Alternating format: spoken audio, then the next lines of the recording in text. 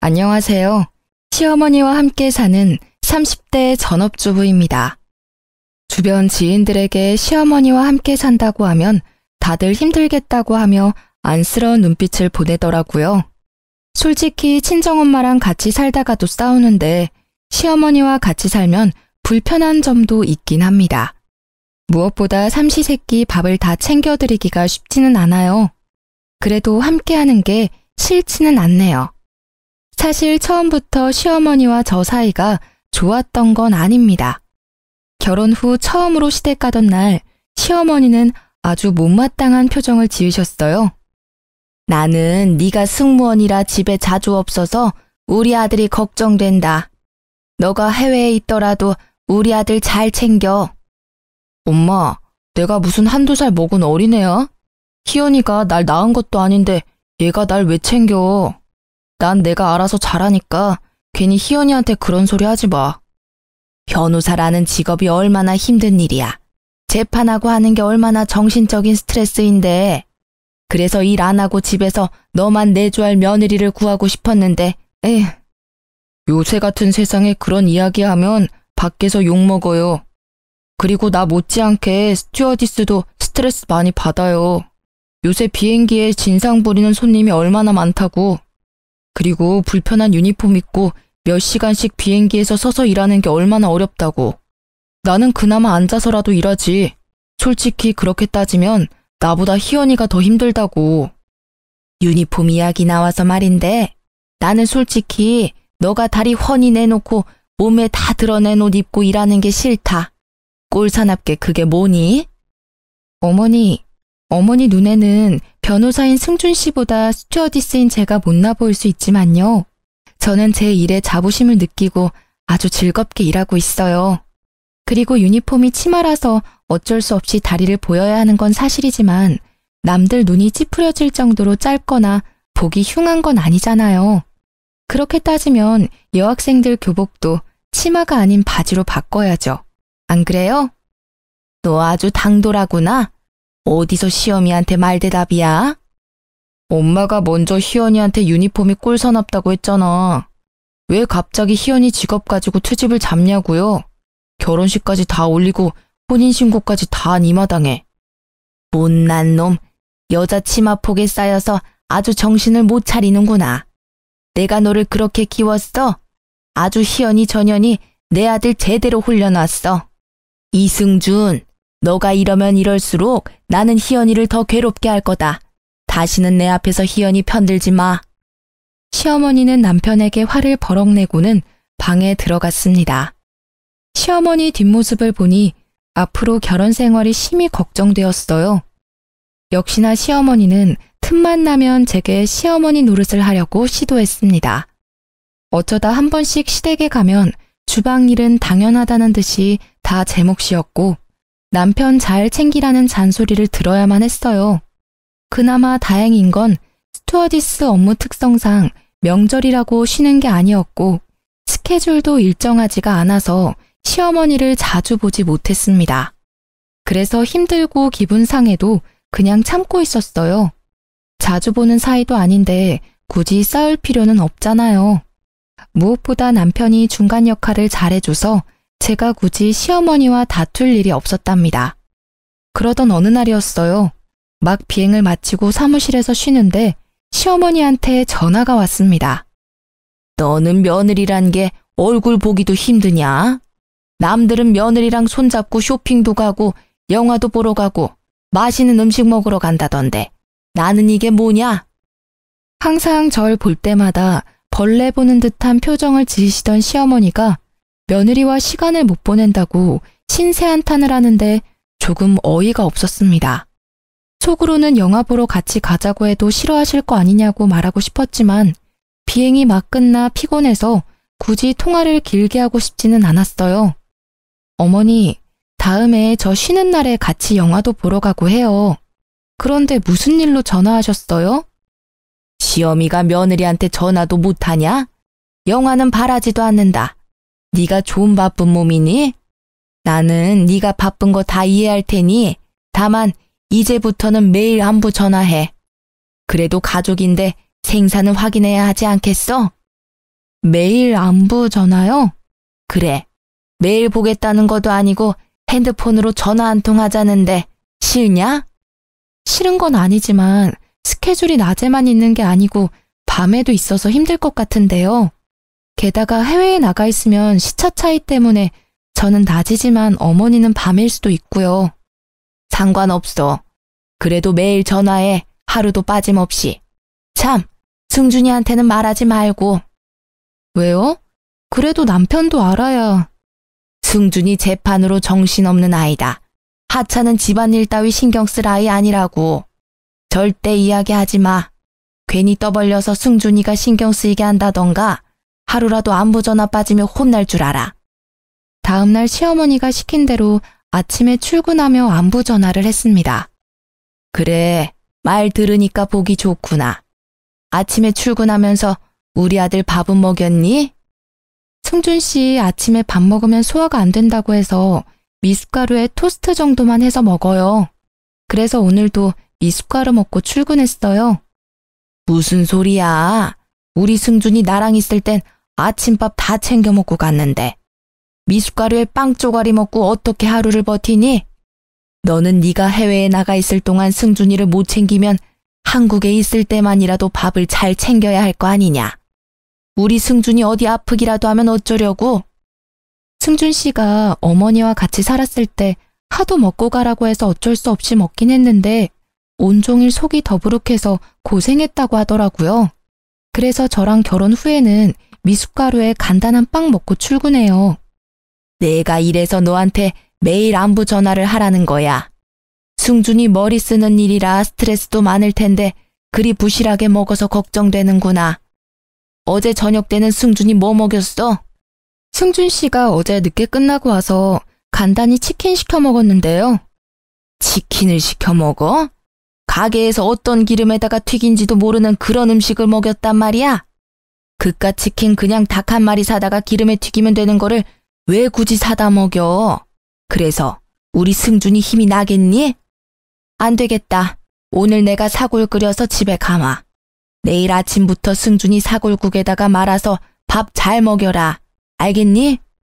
그날 밤 시어머니는 정말로 사골국을 한솥 끓여서 왔지만 남편은 좋아하지도 않는 사골국을 왜 끓여왔냐고 하더라고요.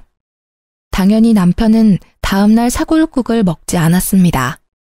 그 뒤로도 매일 안부 전화를 했고 그때마다 시어머니는 아들 걱정뿐이었어요. 며칠 뒤 그날은 런던 비행 스케줄이 잡힌 날이었고 시차 때문에 전화 못할 수도 있어서 시어머니한테 미리 말했습니다. 시차는 무슨 상관없다. 오늘 다른 나라 도착하자마자 꼭 전화해라. 솔직히 네가 거기서 다른 남자를 만나 불륜을 저지를 수도 있잖아. 나는 널 못 믿으니 목소리라도 들어야겠다. 시어머니의 말도 안 되는 억지에 기분이 확 상했습니다. 그렇게까지 절 못 믿겠다고 하시니 한국 시각이 몇 시가 되든 간에 도착하자마자 전화해야겠다는 생각이 들었어요. 한국에서 런던까지 12시간가량 비행을 마치고 한숨 돌리니 런던 현지 시각이 오후 7시였고 곧바로 안부 전화했더니 받지 않았습니다. 그때 한국 시각은 새벽 3시, 깊은 잠을 잘 시간이었거든요. 그냥 끊으려다가 시어머니의 막말이 떠올라 다시 전화를 걸었습니다. 이번에는 잠에 취한 목소리로 전화를 받더라고요. 지금 몇 시인데 전화질이야? 어머, 한국은 새벽인가 봐요. 여기 런던은 오후 7시거든요. 어머니, 저 지금 도착했다고 전화 건 거예요. 이제 숙소에서 짐 풀고 자려고요. 한 번 안 받으면 자는가 보다 하고 말아야지. 왜 2번이나 해서 사람 잠을 깨워? 겨우 잠들었는데. 제가 다른 남자 만나 불륜 저지르면 어떡하냐고 하셨잖아요. 걱정이 너무 크셔서 전화했어요. 제 걱정 때문에 잠도 제대로 못 주무시나 봐요. 숙소에는 여자 스튜어디스만 있으니까 제가 불륜을 저지른다는 걱정하지 마세요. 아유, 내가 말을 말아야지. 시어머니는 전화를 끊었고 그 뒤로 다시는 전화하라는 말은 하지 않았습니다. 어느덧 결혼한 지 2년이 되었고 그 무렵 대유행 바이러스가 전 세계로 퍼졌어요. 해외여행이 중단되면서 스튜어디스 대부분이 해고당했고 저 역시 마찬가지였습니다. 게다가 신혼집 전세가 만기가 되었고 집주인이 들어와 산다고 해서 집을 새로 구해야만 했어요. 그런데 집값이 너무 비싸고 저까지 해고당해서 경제적으로도 힘들었습니다. 다시 새로운 일을 구하려 했지만 경기도 어렵고 코로나라는 상황 때문에 사람을 새로 뽑는 곳이 거의 없었어요. 이렇게 막막한 날들을 보내던 중 남편이 진지하게 할 말이 있다고 하며 다가왔습니다. 요새 엄마가 많이 우울해하셔. 혼자 계셔서 더 걱정도 되고. 그래서 말인데 우리 전세도 끝났고 집값이 너무 비싸서 구하기도 힘든 상황이니 엄마랑 같이 사는 건 어때? 사실 시어머니는 아들 부심이 아주 대단했습니다. 시아버지는 남편 어릴 때 돌아가셨고 시어머니 혼자 남편을 키워서 변호사를 만든 거였거든요. 다행히 시어머니 집안이 원래 잘 살아서 혼자 키워도 경제적인 어려움은 없었다고 들었습니다. 반면 저는 부모님이 두 분 다 돌아가셨어요. 제가 중학교 때 엄마가 병으로 돌아가시고 아빠는 저와 남편이 연애할 때 돌아가셨습니다.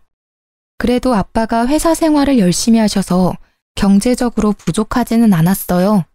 이렇게 부모님이 두 분 다 계시지 않고 제가 남편처럼 사짜 가진 직업을 가지지 못해서 시어머니는 계속 절 탐탁지 않게 생각했거든요. 이런 상황에서 남편이 같이 살자고 하니 고민이 돼서 쉽게 말을 하지 못하고 있었습니다. 물론 당신이 힘들기는 하겠지만 내가 중간 역할 잘할게. 그동안 시어머니가 구박할 때마다 남편이 먼저 화를 내고 아닌 건 아니라고 딱 잘라주었습니다. 그래도 어쩌다 한번 보는 것과 같이 사는 것은 많이 다르잖아요. 고민이 되더라고요. 진지하게 생각해 볼게. 아무래도 며느리가 시어머니랑 같이 산다는 게 쉽게 결정할 문제는 아니잖아. 맞아, 절대 쉽지 않지. 그런데 금전적으로나 여러 가지 상황으로나 이게 아무래도 가장 좋은 길인 것 같아서 나는 당신 의견을 전적으로 따를 테니까 잘 고민하고 알려줘. 그 뒤로 합가 문제로 몇 날 며칠 고민했고 결국 합가를 결심했습니다. 당장 돈이 없기도 하고 무엇보다 시어머니가 매일같이 남편에게 전화해서는 우울하다며 울더라고요. 제가 부조리한 상황에서 참고만 사는 성격도 아니고 남편도 중간 역할 잘하겠다고 하니 남편 믿고 시댁에 들어가게 되었죠. 그렇게 처음으로 시댁에 들어간 날 시어머니는 같이 살게 돼서 좋다며 음식을 많이 준비해 놨더라고요. 그런데 밥과 국을 시어머니 본인과 남편 것 이렇게 딱 2인분만 준비한 거 있죠? 어머니, 왜 제 밥과 국은 없어요? 나이 들어봐라. 맨날 하던 밥도 제대로 못하겠다. 그리고 내가 너 밥이랑 국도 차려줘야 하니? 밥통도 비워졌고 저기 쌀도 있으니까 네가 알아서 해먹어라. 어차피 밥, 국 하는 김에 조금 더 하면 되지. 그리고 내 밥은 차려주면서 며느리 밥은 왜 못 차려줘? 며느리 옆에 있다고 구박하거나 뭐라고 하지 마. 남편은 자리에서 일어나 밥그릇과 국그릇을 가져와 자신의 밥과 국을 덜어주었습니다. 그래서 저도 같이 먹기 시작하는데 시어머니가 고기와 같은 반찬을 다 남편 쪽으로 밀어넣더라고요. 보니까 제 앞에는 김치뿐이었고 남편 앞에는 고기에 제철 나물에 생선 반찬이 있었습니다. 엄마, 나도 팔 다 닿아. 식탁 모서리에 있어도 내가 팔 뻗어서 먹을 수 있다고. 도대체 왜 그래? 며느리 왔으니까 무슨 시어머니 노릇이라도 하겠다는 거야? 왜 희연이는 먹기 힘들게 모든 반찬을 다 내 앞에다가 놓냐고. 이게 아들을 생각하는 엄마 마음이다. 니는 아직 네 자식 안 낳아봐서 몰라. 내 자식 고기 한 점, 생선 한 점이라도 먹이고 싶은 내 마음이라고. 넌 알지도 못하면서. 엄마가 이러면 너무 부끄러워. 그러니까 이러지 마. 만약에 계속 이러면 나 희연이 데리고 월세방이라도 들어가서 살 거야. 알겠어요? 알았다, 알겠어. 아유, 너 무서워서 괴롭히겠냐? 아들 키운 거 소용없다니까. 하지만 말과는 다르게 시어머니 눈은 저를 매섭게 흘겨보고 있었습니다. 다음 날 아직 날이 밝지도 않은 새벽 5시부터 시어머니가 저만 깨워서는 조용히 나오라고 성화였어요. 아직 해도 안 떴는데 왜 벌써 깨우세요? 벌써? 너는 생각이 있는 거냐 없는 거냐? 승준이 출근해야 하니 얼른 아침밥 준비해야 할 거 아니냐? 어제 내가 식재료 다 써버려서 냉장고 텅텅 비었으니 얼른 새벽 시장 가서 장 봐. 얼른 나가라고 독촉해서 어쩔 수 없이 새벽 시장에 갈 채비를 위해 방으로 향했습니다. 어디 가는 거냐? 새벽 시장 가라니까. 왜 도로 방에 들어가? 이 새벽에 잠옷 입고 머리 이러고 시장 가면 사람들이 저 제정신 아닌 사람으로 봐요. 옷은 갈아입고 나가야죠. 지갑도 챙기고요. 방에 들어가니 잠기가 밝은 남편이 이미 일어나서는 신경이 곤두서 있었습니다. 아직 해도 안 떴는데 무슨 일이야? 어머니가 당신 아침 먹여야 한다고 밥상 준비하라고 그러시네. 그래서 지금 새벽 시장에 장 보러 가. 남편은 제 말이 떨어지기가 무섭게 방문을 열었습니다. 문 앞에서는 시어머니가 팔짱을 끼고 제가 나오기만을 기다리고 있었어요. 그런데 기다리던 제가 아닌 남편이 나오자 당황해 하더라고요. 아, 아들 일어났어? 좀 더 자지 않고. 계속 들락날락 하는데 내가 어떻게 자. 그리고 내가 언제부터 아침 챙겨 먹었다고. 엄마가 아침밥 차려줘도 나 안 먹었잖아. 기억 안 나? 나 희연이한테 아침 차려주라는 말 안 했어. 희연이가 아침에 너 밥 차린다고 혼자 일어나 있길래 나도 도와주러 나온 거야. 무슨 말도 안 되는 소리야. 희연이 결혼하고 한 번도 내 아침 차려준 적 없어. 내가 나 아침 안 먹는다고 말해서 아침에는 아예 밥 준비도 안 했다고. 그런데 무슨 갑자기 새벽 5시부터 일어나서 아침을 준비해? 보나마나 엄마가 시킨 거겠지. 희연아, 신경 쓰지 말고 얼른 들어가서 더 자. 남편은 제 손을 붙잡고 방으로 들어갔고 시어머니는 그 뒤에서 아무 말도 못하고 계속 흘겨보았습니다. 그 매서운 눈빛을 보니 앞으로 시집살이가 녹록지 않겠다는 생각이 들었어요. 그리고 속으로 다짐했죠. 당하고만 살지 않으려면 정신 똑바로 차려야겠다고요. 그날 오전 남편이 출근하자마자 시어머니가 저를 불렀습니다. 그러더니 냉장고의 모든 음식을 다 꺼내더라고요. 분명 새벽에는 냉장고에 식재료가 없다고는 했지만 냉장고는 각종 음식으로 가득 채워져 있었습니다. 어느 정도냐면 전쟁 나서 못 사 먹어도 이 냉장고만 있으면 한 달은 넉넉히 먹고 살겠더라고요. 사실 남편이 그동안 그렇게 버리라고 했지만 시어머니는 언젠간 다 쓸모 있다며 절대 버리지 않았습니다. 이제야 다 꺼냈네.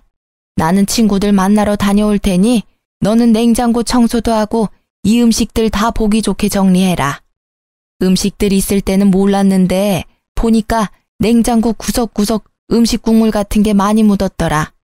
하나도 남김없이 깨끗하게 닦아놔. 알겠니? 이 말을 남기고 시어머니는 나갔습니다.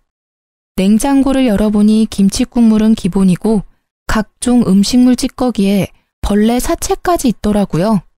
그동안 이런 냉장고에서 나온 음식으로 요리를 했다고 생각하니 속이 울렁거릴 지경이었습니다. 고무장갑을 끼고 1시간가량을 수세미로 문지르고 행주로 닦아가며 청소했네요. 그리고 다시 식재료들을 넣으려는데 식재료들이 하나같이 먹을 수 없는 음식들이었습니다. 언제 산지도 모르는 돌덩이 같은 김밥, 뚜껑만 열어도 신냄새가 코를 찌르는 김치, 색이 이미 이상하게 변한 나물까지 뭐 하나 제대로 쓸만한 게 없어 보였어요. 어차피 먹을 수도 없으니 음식물 쓰레기로 버려버렸습니다. 그렇게 정리를 마치고 간단히 라면으로 아침 겸 점심을 먹었어요. 그날 오후 시어머니가 식재료를 한가득 들고 왔습니다. 내가 시킨 일은 다 했어? 냉장고 검사 좀 하자. 냉장고 문을 연 시어머니는 화를 내기 시작했습니다. 냉장고가 왜 텅텅 비었어? 다 버린 거야? 너 내가 일 시켰다고 반항해? 반항이 아니라 아무리 봐도 제가 보기엔 먹을 수 없어 보이던데요. 돌덩이 같은 김밥에 완전 신김치에 나물도 다 상해서 버렸죠. 왜 못 먹어? 다 먹을 수 있었어. 생각이 아무리 없어도 그렇지 귀한 음식들을 죄다 내다 버리면 어떡하니? 이렇게 음식 다 버리면 벌 받아. 상하고 오래된 음식을 누가 먹어요? 그거 먹었다가는 식중독 걸리고 장염 걸려요. 절대 먹으면 안 된다고요. 야, 너보다 내가 더 요리 많이 했어. 내가 더 잘한다고. 그런 음식 먹어도 괜찮아. 안 죽어. 시어머니가 한창 제게 일장 연설을 하고 있는데 남편이 집에 들어왔습니다. 그런데 남편이 들어오는 소리에 시어머니가 목소리가 싹 변하더라고요. 얘야, 아무리 그런다고 그걸 다 버리면 어쩌니? 다 먹을 수 있는 음식이었는데. 그러니까 내가 같이 하자고 했잖아. 다음에는 힘들게 혼자 하지 말렴. 우리 아들 왔니? 오늘도 고생했다. 불과 몇 초 전까지만 해도 절 쥐잡듯이 잡던 시어머니가 갑자기 나긋해지는데 뮤지컬 지킬 앤 하이드의 한 장면을 보는 줄 알았습니다. 무슨 일이야? 부엌에서 뭐 했어? 내가 잠깐 외출한 사이에 기특하게도 희연이가 냉장고 청소를 다 해놨지 뭐니. 그런데 다 쓸모있는 식재료였는데 다 버렸어. 그래서 잠깐 얘기 좀 하고 있었단다. 드디어 다 버렸어? 아, 나도 너무 오래된 음식들이 많아서 다 정리하고 싶었는데 잘 됐네. 여보, 오늘 너무 고생했어. 냉장고에 먹거리도 없으니까 오늘 외식하자. 외식하자고? 그냥 집에서 해먹지. 뭐 안 그래도 내가 집에 오는 길에 장도 다 봐왔어. 그냥 장본거로 해서 먹자. 희연이랑 나랑 우리 아들 좋아하는 구절판에 갈비찜 하려고 했는데.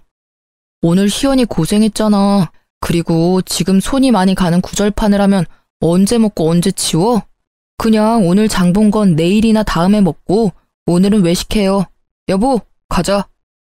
시어머니는 음식을 시키려고 했지만 남편 성화에 어쩔 수 없이 외식하게 되었어요. 외식하면서도 얼마나 절 노려보던지 제 얼굴 반쪽이 달아 없어질 뻔했답니다. 그 뒤로 저와 시어머니는 언제 폭발할지 모르는 아슬아슬한 시간을 보내고 있었어요. 아무래도 시어머니와 붙어있는 시간이 많다 보니 힘들었고 조금이라도 떨어져 있고자 일을 구하기 시작했습니다. 제가 가장 잘하고 좋아하는 게 영어여서 영어 강사 쪽으로 생각하고 수업하는 연습을 해보았어요. 영어 가르치는 게 쉬울 줄 알았는데 역시 말하는 것과 가르치는 것은 달랐습니다. 이대로는 안 되겠다 싶어 목걸이형 녹음기를 사서 녹음 버튼을 눌러 강의하는 연습을 했어요. 중간중간 제 목소리를 들으며 목소리 톤이나 강의가 어떤지 스스로 평가하고 있었습니다. 한창 연습 중인데 시어머니가 부르길래 가보니 엊그제 세탁한 두꺼운 이불을 화장실 욕조에 넣고 물 뿌리고 있더라고요. 어머니, 엊그제 세탁한 이불을 왜 욕조에 넣고 계세요? 뭐 하긴 이불 빨래 해야지. 나는 늙어서 다리 힘이 없으니까 네가 좀 밟아라. 세탁한 지 얼마 되지도 않았는데 이걸 왜 또 빨아요? 그리고 요새는 세탁소에서 이불 빨래도 잘해주는데. 집에서도 충분히 빨래할 수 있는데 쓸데없이 돈을 왜 쓰니? 그리고 엊그제 세탁했지만 냄새 나면 다시 해야지. 얼른 빨래하고 옥상에다가 널어놔. 이불이 이미 흠뻑 젖어 있어서 누군가 다시 빨래해야만 하는 상황이었습니다. 당연히 빨래할 사람은 저였고요. 그렇게 생각지도 못하게 이불을 밟은 지 1시간이나 지났으려나요? 시어머니가 또 저를 불렀습니다. 이불 빨래는 조금 있다가 하고 밥부터 해라. 배고프구나. 거실에서 TV만 보고 있던 시어머니가 직접 하셔도 될 듯한데 굳이 밥을 차리라고 하셨습니다. 속에서 팔팔 끓는 분노를 참으며 부엌으로 가 음식을 준비했어요. 다행히 밑반찬이 꽤 있었고 점심때 한밥이 꽤 많아서 금세 상을 차릴 수 있었습니다. 상을 차리고 시어머니와 같이 먹으려고 자리에 앉으니 제 수저를 치워버리는 게 아니겠어요. 너는 지금 이불 빨래 해야지 어디 앉아서 밥을 먹으려고 해. 지금 한가하게 밥 먹을 시간이 있어?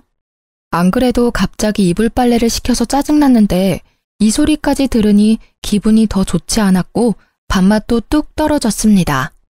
어차피 기분 좋지 않을 때 밥 먹으면 체하니 알겠다고 하고 화장실로 가서 다시 이불 빨래를 시작했어요.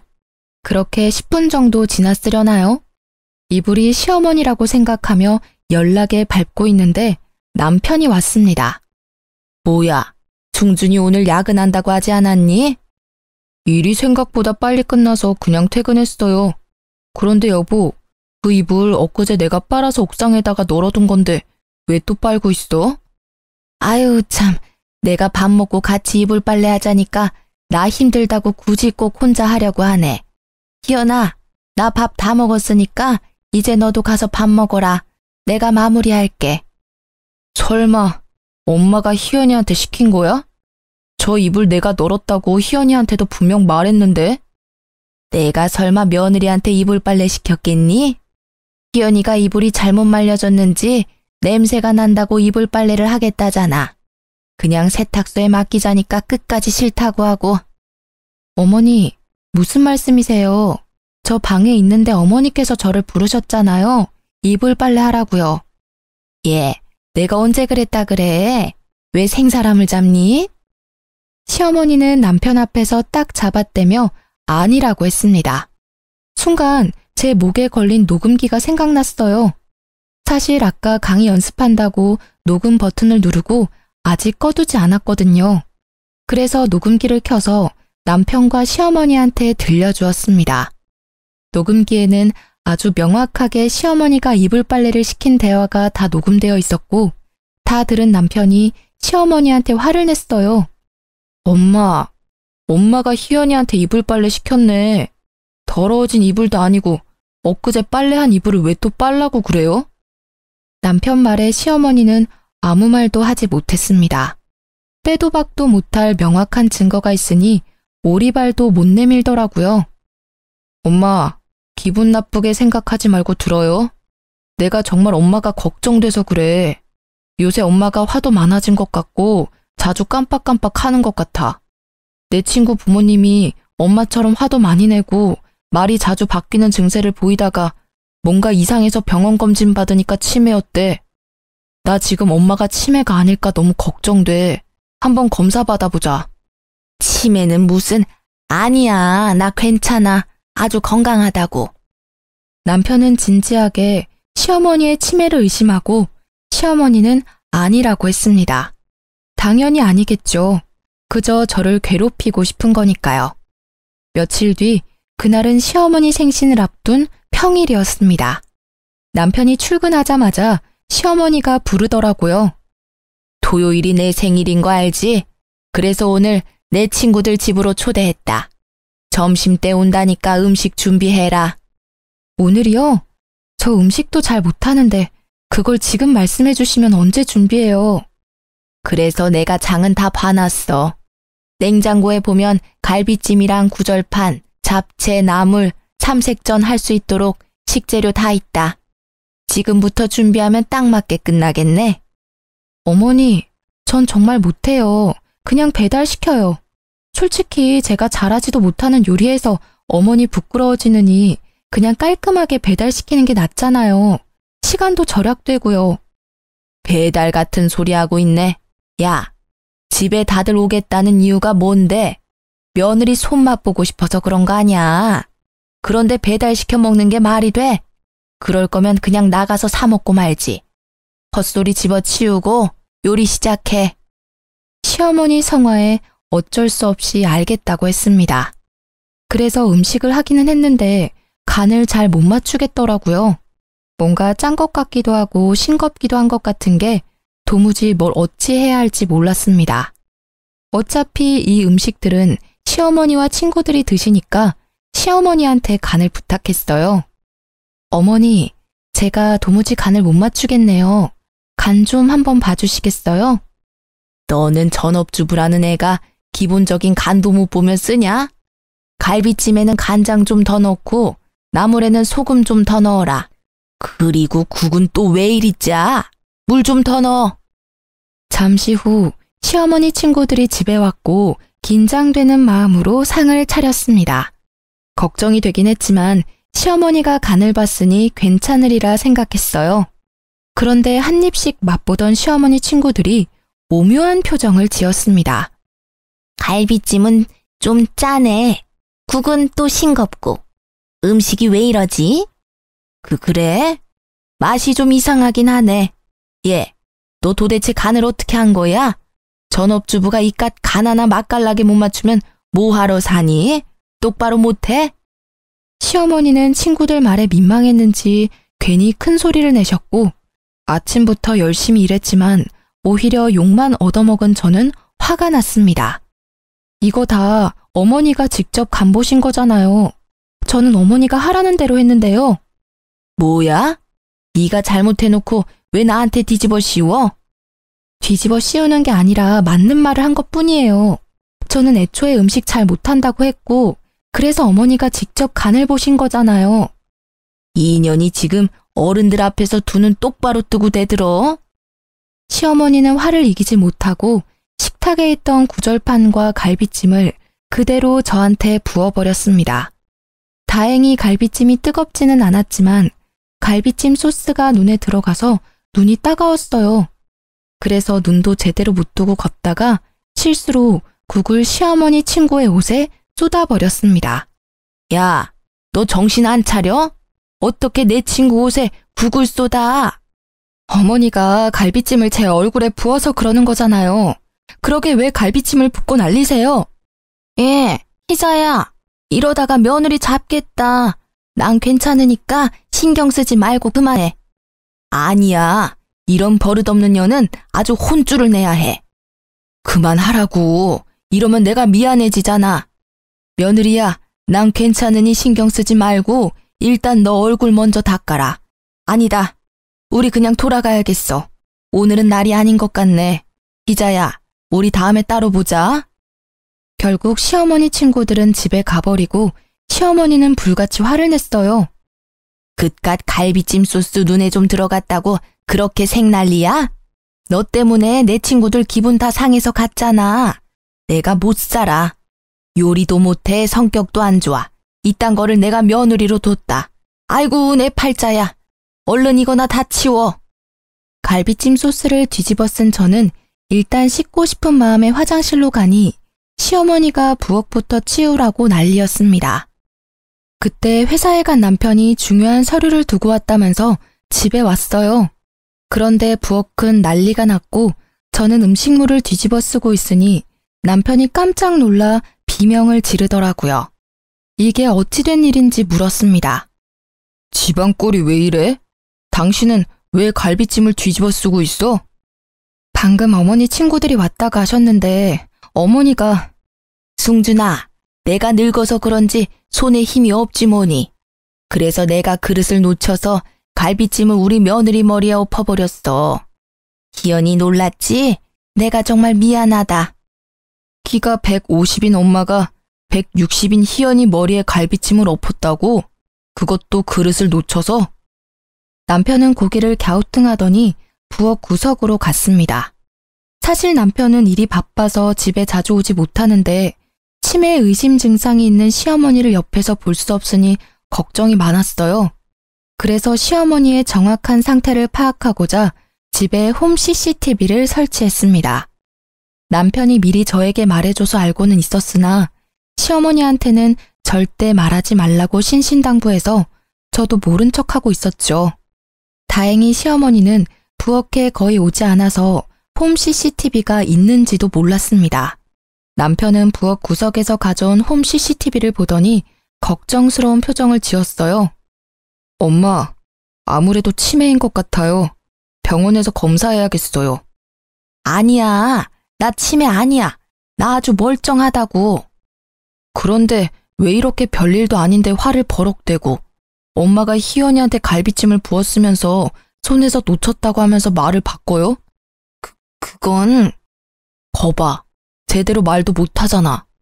치매가 죽을 병도 부끄러운 병도 아니니까 한번 검사라도 받아봐요. 검사 받아서 아니면 다행인 거고 진짜면 요양원이나 요양병원에 도움 받아서 치료하면 되잖아요. 요양원? 아니야.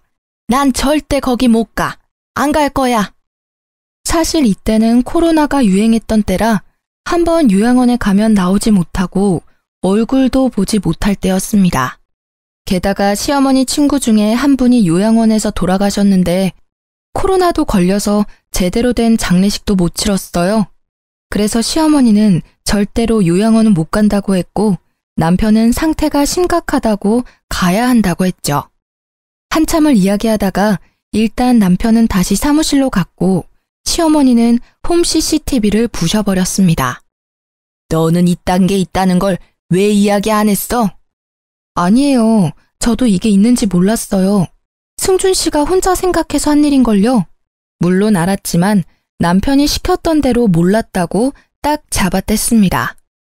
며칠 뒤 토요일, 그날은 시어머니 생신이었고 선물로 고급스러운 스카프를 준비했어요. 그리고 새벽부터 생일상을 차리려는데 남편이 본인 엄마 생신이니 본인도 같이 하겠다고 하더라고요. 사실 요리하는 걸 좋아하는 남편인지라 저는 밑재료만 준비하고 실질적으로 미역국을 끓이고 간을 맞춘 건 남편이었습니다. 우리는 오붓하게 같이 요리하며 생일상을 차리고선 시어머니를 깨웠어요. 시어머니는 상에 차려진 미역국을 한술 뜨더니 숟가락을 딱 내려놓았습니다. 희연아, 국 간이 이게 뭐니? 이게 미역국이니? 그냥 미역이랑 물 섞어 놓은 거지. 아직도 간을 이렇게 못 맞추니?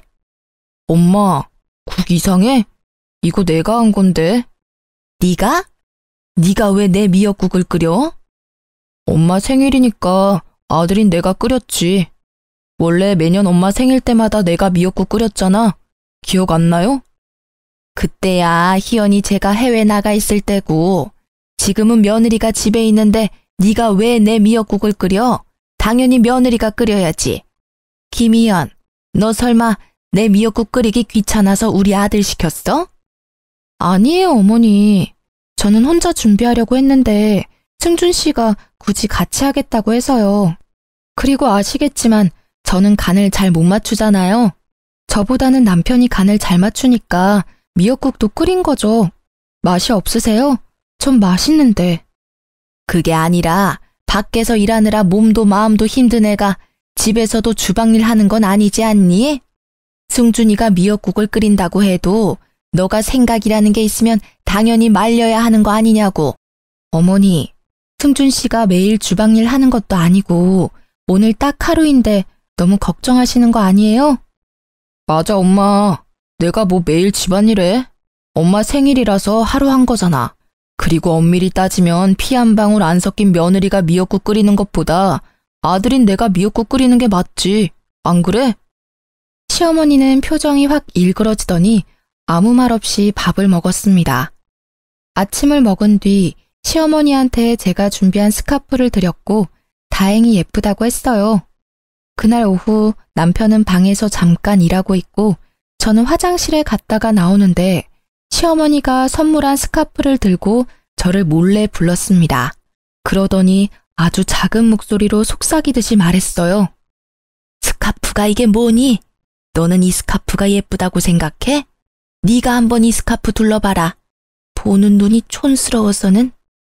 시어머니는 제 목에 스카프를 두르더니 거칠게 양끝을 당겼습니다. 힘이 세지는 않았지만 그래도 양끝을 당기니 목이 살짝 졸려서 캑캑댔어요. 그런데 그때 방에서 일하던 남편이 나왔습니다. 지금 이게 뭐 하는 짓이에요? 아니, 그게 아니라. 엄마 진짜 미친 거예요? 왜 목을 졸라요? 도대체 왜 그래요, 왜? 이래도 엄마가 멀쩡하다고요? 지금 엄마 하는 행동을 봐봐요. 대체 왜 아니라고 우기시는 거예요? 그게 아니라, 아들아, 내 말 좀 들어봐. 오해야. 그러나 남편은 이미 화가 나서 시어머니 말을 들으려 하지 않았어요. 화가 난 남편은 방에 들어가더니 외출 준비를 했습니다. 다들 외출 준비해. 엄마 생일이니까 교회로 나가서 이야기하자. 어디로 가는지 궁금했지만 남편 얼굴이 얼음장보다 차가워서 저나 시어머니나 아무 말 못하고 남편을 따라 나설 수밖에 없었습니다. 그렇게 차를 타고 간 곳은 웬 요양원이었어요. 요양원엔 왜 온 거니? 여기 내 친구 아버지가 운영하는 요양원이에요. 엄마가 말도 자주 바뀌고 난폭해지는 게 아무래도 치매 같아서 요양원 알아봤어요. 그럼 날 여기에 보내겠다는 거야? 어떻게 멀쩡한 어미를 버리니? 요새 요양원에 한번 들어가면 죽어서야 나온다던데 난 절대 못 간다. 엄마를 버리려는 게 아니라 의학적인 도움을 받으려는 거예요. 엄마 요새 너무 이상해. 말도 수시로 바뀌고 자주 거칠게 행동하잖아. 조금 전만 해도 엄마가 희연이 목도 조르고 이게 다 치매 초기 증상이래. 나중에 중증 치매로 발전하기 전에 여기서 도움 받자. 아니야, 아니라고. 그럼 도대체 요새 왜 그러는 건데? 이유가 뭐예요? 아이고, 답답해라. 그래, 나 사실 희연이가 싫었다. 하나뿐인 남편과도 같은 내 아들 승준이를 가져갔다는 생각에 일부러 구박한 거야. 말 바뀌었던 거, 희연이에게 거칠게 대했던 거는 희연이가 싫어서 그랬던 거지 정신이 이상해서 그런 건 아니었어. 남편은 이 이야기를 듣고 깊은 한숨을 내쉬었습니다. 엄마, 아무리 그래도 내가 선택한 내 여자야. 나는 이제 엄마 아들이기 전에 희연이 남편이라고. 엄마가 이러면 나는 너무 힘들어지고 엄마와 따로 살 수밖에 없어요. 솔직히 며느리가 시어머니 모시고 사는 거 쉽지 않잖아요. 그런데 그 힘든 일을 군말 없이 희연이가 해줬어. 나는 희연이 아니었으면 이렇게 엄마랑 같이 못 살았을 거야. 그러니까 구박하지 말고 잘 좀 해줘. 만약에 또 이러면 나는 이제 엄마 안 보고 살 수밖에 없어요. 이 말을 마친 남편 눈에서 눈물이 한 방울 툭 떨어졌습니다. 강직하던 남편 눈물에 시어머니도 깜짝 놀랐는지 다시는 그러지 않겠다고 약속했어요. 그 뒤로 시어머니는 저를 괴롭히지 않았고 평화로운 1년이 지났습니다. 저는 영어 강사로 취업했고 남편 변호사 사무실은 더 잘 되고 있었어요.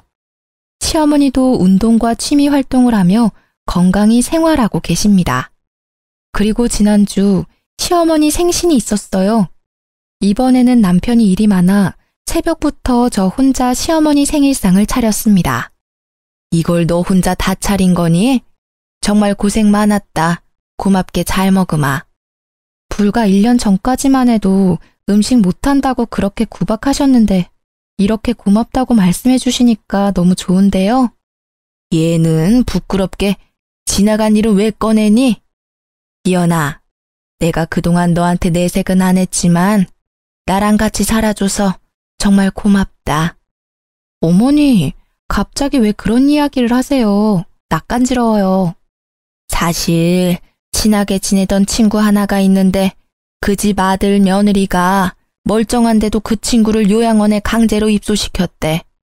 가끔 나랑 통화하는데 너무 억울해하고 힘들어하고 있더라. 그런 모습을 보니까 이렇게 아들 며느리와 함께 사는 게 얼마나 행복하고 감사한 일인지 느꼈단다. 우리 앞으로 친정엄마와 딸 사이까지는 못하더라도 친한 친척처럼 잘 지내보자. 제 손까지 붙잡으시며 진심으로 말씀하시는데 어지간하면 감동받지 않는데도 눈물이 찔끔 나오더라고요. 그리고 그때 결심했습니다. 시어머니를 진짜 친정엄마처럼 모시고 살기로요. 그날 시어머니와 저는 아주 행복하게 웃으며 세상에서 가장 맛있는 식사를 했네요. 저와 시어머니가 서로 마주보고 편안하게 밥을 먹기까지는 남편 도움이 참 컸습니다. 사실 여기 사연 들어보면 남편이 중간 역할을 못해서 결국 이혼까지 가는 부부가 참 많잖아요. 그런데 남편이 온전히 믿어준 덕분에 시어머니와 함께 살 수 있게 된 듯합니다. 본인도 힘들었을 텐데 중간 역할을 듬직하게 잘해준 제 남편, 승준 씨에게 너무 고맙네요. 이제는 시어머니를 제 친정엄마라 생각하고 극진히 모시며 남은 인생 즐겁게 살겠습니다. 제 사연을 끝까지 들어주신 청취자 여러분도 항상 즐거운 일만 가득하시길 바라며 이야기를 마치려 합니다. 끝까지 들어주셔서 감사해요.